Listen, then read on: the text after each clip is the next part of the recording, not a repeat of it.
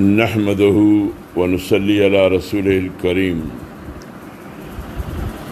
فأعوذ بالله من الشيطان الرجيم بسم الله الرحمن الرحیم۔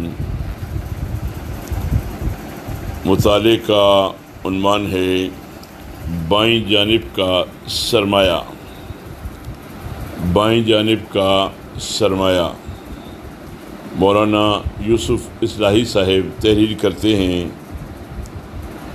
سفر سے نکلے ہوئے آج دوسرا دن ہے۔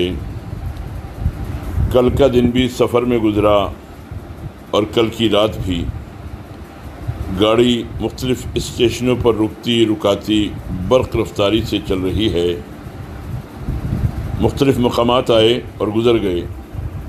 کتنے لوگ گاڑی میں چڑھے اور اتر گئے، مرد بھی ہیں اور عورتیں بھی، جوان بھی ہیں، بوڑھے بھی، اور بچے بھی صاف ستھرا لباس پہنے، خوش سلیقہ لوگ بھی ہیں اور میلے کچیلے کپڑے پہنے معمولی لوگ بھی۔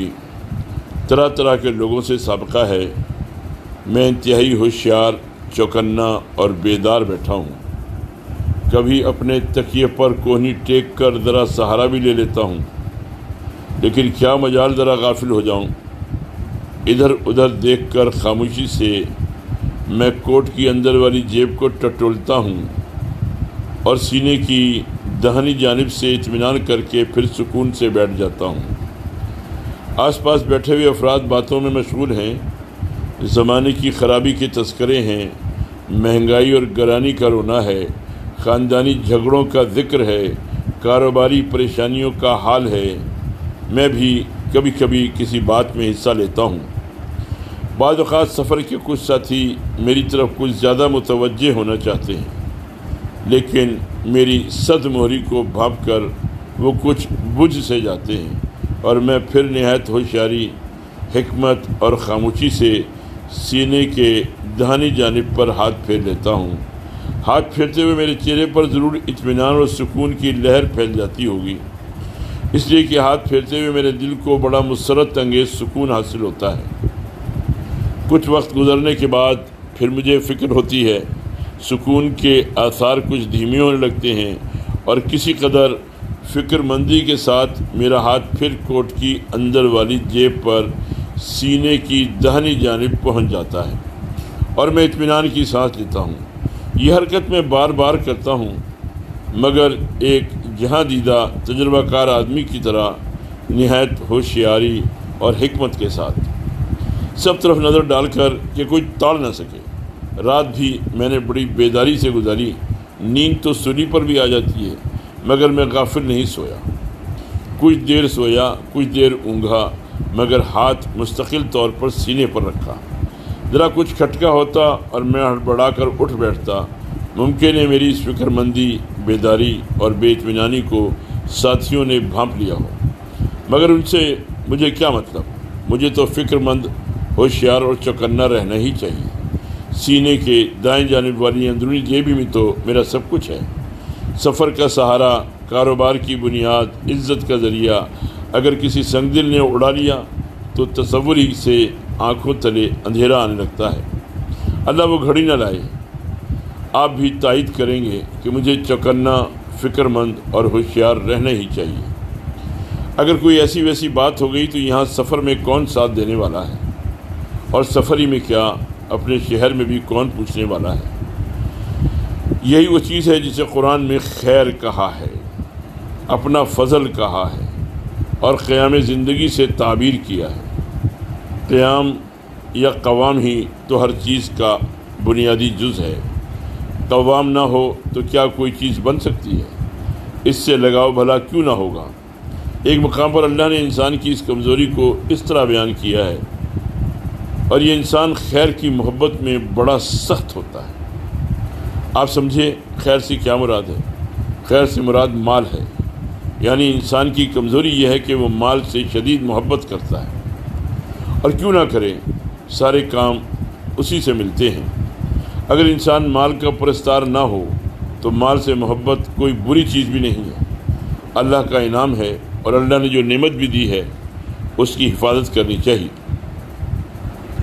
مجھے اپنے سرمایہ کی حفاظت کے لیے فکر مند ہونا ہی چاہیے۔ ہوشیار، سمجھدار اور عاقبت اندیش آدمی اپنے سرمایے کی ہر ممکن حفاظت کرتا ہے۔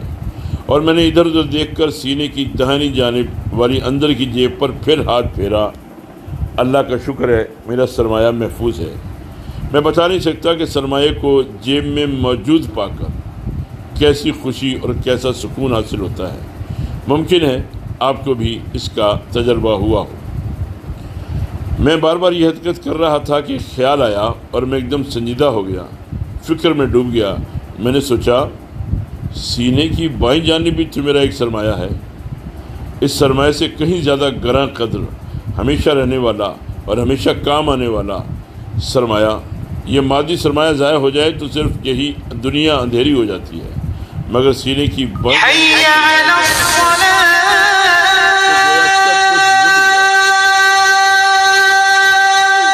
یہ دنیا بھی اندھیری، قبر کی دنیا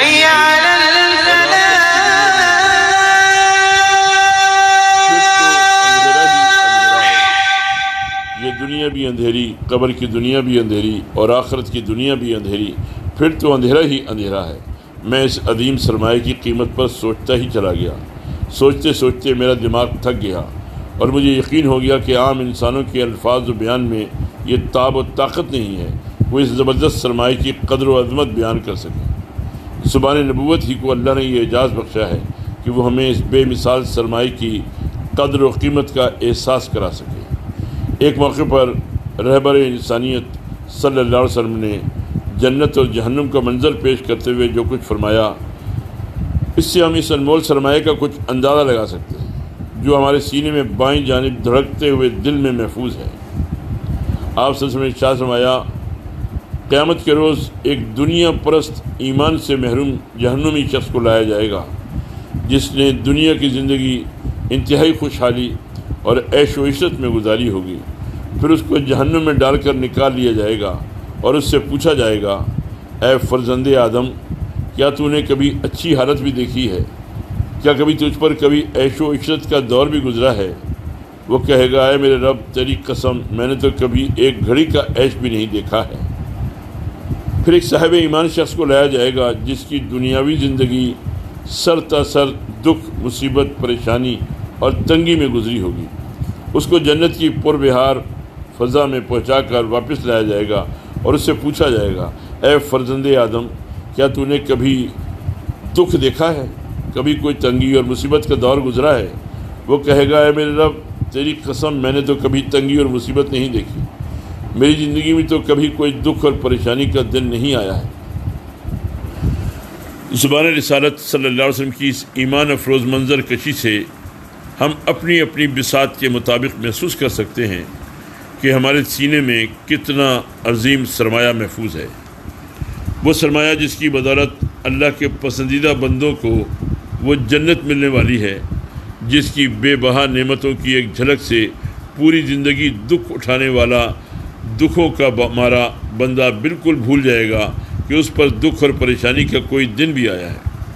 اور جس جنت سے محرومی اس قدر ہولناک ہو، جس کے تصور سے ہی رونگٹے کھڑے ہونے لگتے ہیں، اللہ کی پناہ جہنم کا ایک لمحہ زندگی بھر کے عیش و عشرت کو اس طرح بھلا دے گا کہ آدمی اللہ کے حضور اللہ کی قسم کھا کر کہے گا، پروردگار میری زندگی میں تو کوئی ایک دن بھی عیش و آرام کا نہیں گزرا، نہ میں نے کبھی ایک دن بھی آرام کا گزارا ہے۔ اللہ اکبر! کتنی بڑی دولت ہے ہمارے سینے میں، کیا نسبت ہے اس دولت میں اور اس دولت میں جو فنا ہونے والی ہے، مگر کتنی عبرتناک ہے یہ غفلت کہ فنا ہونے والی دولت کی حفاظت کے لیے میں کس قدر ہوشیار، چوکنا، بیدار اور فکر مند ہوں، لیکن اس دولت کی حفاظت کی کوئی فکر نہیں۔ مادی دولت کو لوٹنے والا نظر آتا ہے، اس کی حرکت کو تاڑا جا سکتا ہے، اس کی حرکتوں پر نظر رکھنے والے حکومت کے کارندے بھی گھات لگائے ہوئے ہیں، لیکن دل کی اس دولت پر ڈاکہ ڈالنے والا نظر نہیں آتا۔ اس کی چالیں انتہائی باریک اور زمین دوز ہیں۔ اس عیار اور مکار کی سازشیں اکثر پکڑ میں نہیں آتی۔ مادی دولت لٹ جائے تو صرف یہ دنیا تباہ ہوتی ہے، ایمان کی دولت لٹ جائے تو دونوں جہاں تباہ و برباد ہو جاتے ہیں۔ مگر یہ کیا قیامت ہے کہ اس کی حفاظت کے لیے میں اس قدر فکر مند نہیں ہوں۔ آپ بھی اپنا جائزہ لیجیے، آپ کا کیا حال ہے؟ دوسروں سے بھی سوال کیجیے، ہو سکتا ہے کہ سوال و جواب کا یہ سلسلہ ہمارے اندر کچھ بیداری اور فکر مندی پیدا کر سکے، اور ہماری زندگی میں اس بے چینی اور اضطراب کی کوئی جھلک نمایاں ہو سکے جو مطلوب بھی ہے اور محبوب بھی ہے۔ اللہ تعالی ہمیں فکر آخرت نصیب فرمائے۔ وما علینا الا البلاغ۔